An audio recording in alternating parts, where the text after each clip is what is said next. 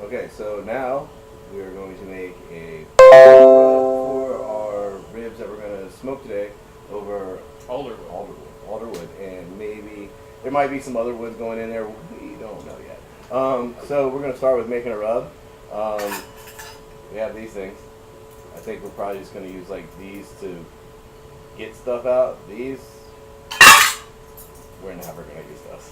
Alright, so let's start. So, basic brown sugar. So we're going to start with brown sugar. Here, Alex, have fun with that.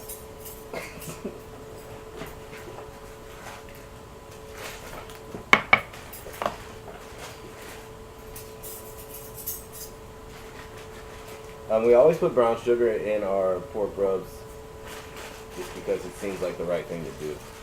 As far as we gotta add some sort of sweetness, and we are going to do a little bit of heat today. That's just because it's something else that we like to do. Heat seems to be the focus of today. So normally, like we have, like you have your normal run of the mill, everyday guys that are going into every rub. We got some. This is granulated garlic going in. As you see, he's using the measuring cups of his hand. The next one's going to be granulated onion.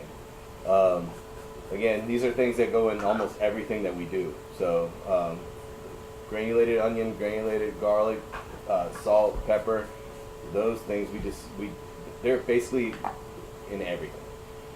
So here we got some dried mustard.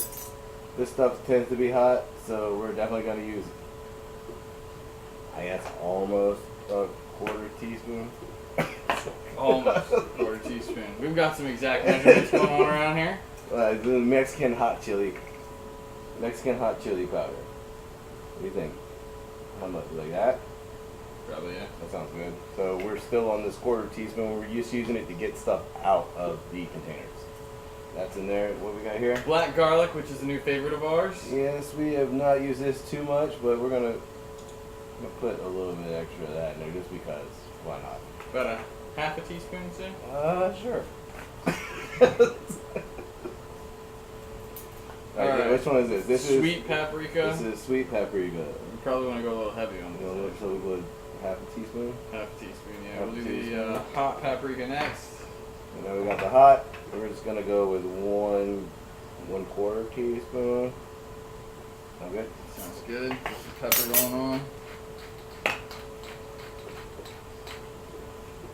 Now I did have a question that I did not ask you before this. We fresh grind pepper, we fresh grind salt.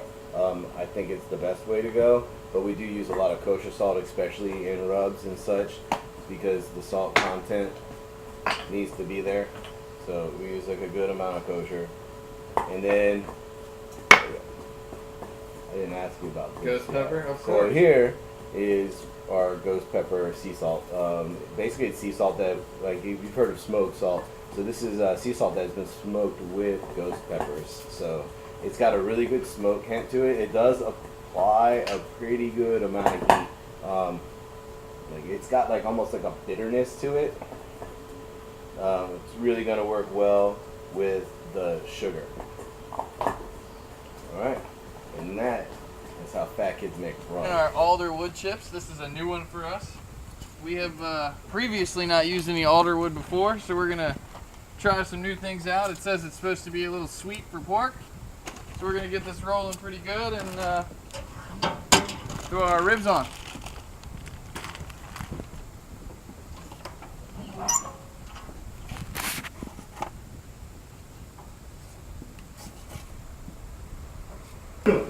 Being fat kids. So we got the pork on the smoker, the ribs, two different ways. So we were sitting around like, well, what do we do for the hours that this is going to take? So we cranked up the sous vide and decided, hey, let's do pork chops 4 different ways. Why the hell not, right? So our first pork chops are going to be the usual suspects, is what we'll call them: salt, pepper, garlic, and onion powder. So we're just going to take these guys over here. Go ahead and hook it up. Bag. Now we're going to vacuum seal the bags after they're all rubbed up and good. And then I'll immerse the circulator and see what happens. After that,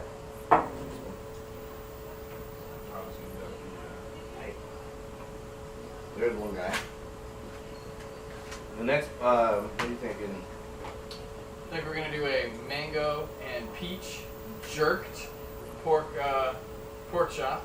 We're gonna try this out. This is a little bit of a frozen smoothie mix that we're gonna use here. So basically, it's one of those smoothie mixes that you find in your freezer. You add water, you shake it up. Well, we wanted some fruit, and we didn't have any frozen fruit, so we just cut one of those bad boys open. Voila, frozen fruit. It's got to be healthy, right? Do you think we need some sort of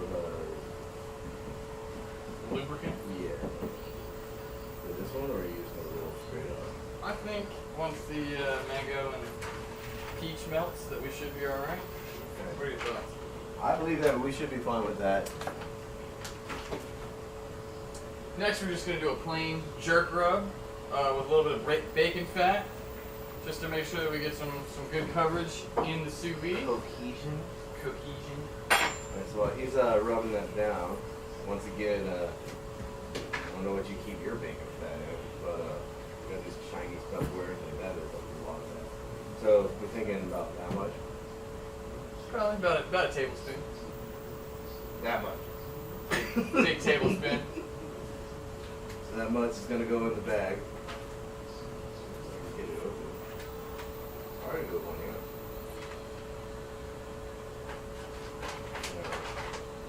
Way down now. When you're doing this, you want to get your fat and your wet products way down toward the bottom, so it doesn't mess with the sealing of the vacuum.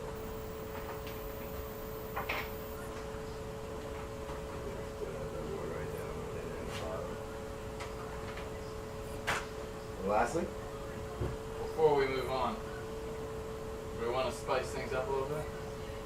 I believe so. In our jerk, we're going to throw in a habanero pepper. Cut in half, seeds in, membrane still attached. That's gonna hurt tomorrow. Last but not least, we're going to do another mango peach. Going with a brown sugar rubbed pork chop. You want to add any of the usual suspects to this, or we're just gonna go straight brown sugar? Let's go straight brown sugar.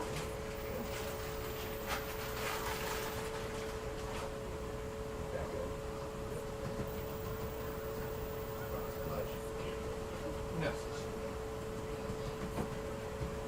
You want to make sure that you get that brown sugar in the fat. That's where it's going to do all the magic. You can be like on TV shows, like, "Dude, we got these beautiful pork chops." Like, no, dude, I'm going to be perfectly honest with you. These are pretty damn thin. They're not going to take long to cook at all. Which is kind of a benefit for us because we want to eat. Yes, they'd, pretty sure that we're not done for today yet. But we got ribs on the smoker. We got pork chops going in the sous vide. And then Soon we'll be doing some chicken thighs. see when we come back. Alright guys, so we talk about sous vide a lot, and we sous vide just about every damn thing we can get in this little butte right here. Then we started talking about it and we realized, hey, we haven't really explained this too well. So basically, this is your circulator, okay? So it's basically, think of like a really high-tech crock pot. Alright, so this thing can set a temperature to the water and keep the water circulating at that exact temperature for days. So you can, like, some of the things we look at, like we really wanted to sous vide some ribs today, but it was like a 24, 20, or 36 hour cook time. I mean, that's a really long video, right? So basically what we do is we have this big container that's holding water at a constant 140 degrees. Here's our pork. So you just watch this. This is the bacon fat habanero pork. It's in a Ziploc bag, well, a vacuum sealed Ziploc bag. And all you do is just drop these guys in there. These are going to take roughly an hour. When we did the spatchcock chicken, or it was the Cornish hen, the spatchcock Cornish hen, that took 4 hours. So these are a lot smaller. We're just going to drop these guys in here. This is the mango peach jerk. Drop them on in there. Here's our control salt and pepper. Put them all in there. You want to make sure that they're in there good. And that is it. We leave it alone. We come back in an hour. See you later. Hello and welcome back. So we've got our first control sealed and ready to go. We've got our extra liquid in the bag for the sous vide. It is, as we said earlier, just a sriracha and water mix. It is rubbed down with salt, pepper, garlic, onion powder, our usual. Again, this is going to be our control. as for the rest, we're doing our Asian style rub. We've got a 5-spice on them with the sriracha plum wine injected in, and then last but not least, we're going to be doing a bath of hoisin sauce and ponzu as well.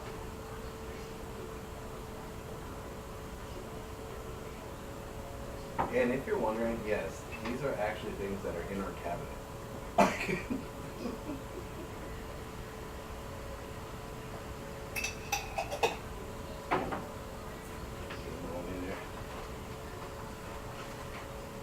And always be careful when you're messing with chicken. It's always got some nasty stuff that goes along with it. We do wipe down and sanitize constantly. Constantly. Okay. So,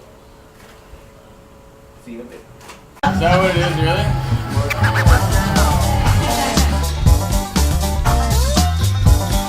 Today we're showing you guys how to prepare chicken wings. Damn it, Jason. That's not the right thing!